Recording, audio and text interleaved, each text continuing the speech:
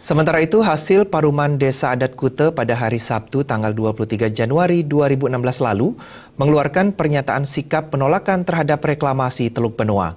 Hal ini didasarkan pada status kawasan tersebut yang merupakan kawasan suci yang mana di dalamnya terdapat sedikitnya 60 tempat suci pura. Desa Adat Kute terhadap rencana reklamasi Teluk Benoa didasarkan pada kajian dan penelitian sebuah lembaga independen yang menyebutkan di kawasan Teluk Benoa terdapat 60 kawasan suci, baik itu Pura Beji, Loloan maupun Menting, di mana tempat-tempat suci tersebut sering digunakan untuk kegiatan ritual keagamaan. Kawasan suci ini merupakan salah satu warisan atau tetamian bagi generasi berikutnya untuk dijaga sesuai dengan apa yang diinginkan leluhur. Bendesa Adat Kute Wayan Suwarse menyatakan, sebagai lembaga desa, maka desa adat sepatutnya menjaga warisan leluhur atau tetamian ini, bukan sebaliknya menyerahkan begitu saja untuk dieksploitasi hanya karena alasan kepentingan ekonomi. Hasil kajian ini pula nantinya akan digunakan melengkapi kajian AMDAL untuk bisa dipertimbangkan oleh pemerintah pusat. Jadi ada 60, setidak-tidaknya 60 titik suci, baik dia berupa Pura Beji, Loloan, Campuhan, kemudian yang ada di kawasan Benoa itu.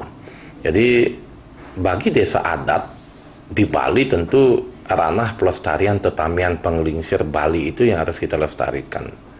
Jadi kalau bukan desa adat, desa pekraman di Bali, siapa lagi yang akan bisa mempertahankan tetamian penglingsir?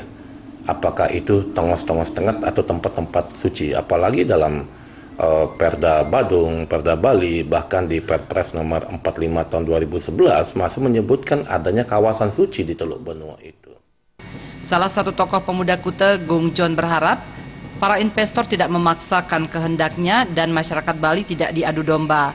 Begitu juga bagi para wakil rakyat yang selama ini terkesan berdiam diri, hendaknya mulai bersikap tegas demi menyelamatkan alam Bali.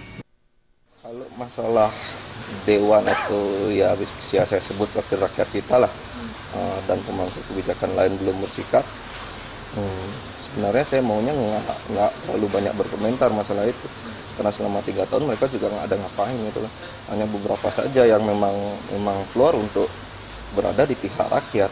Nah, di pihak menolak reklamasi itu hanya beberapa aja wakil rakyat yang berani ataupun pemangku jabatan yang berani untuk berkata menolak reklamasi Teluk Benoa.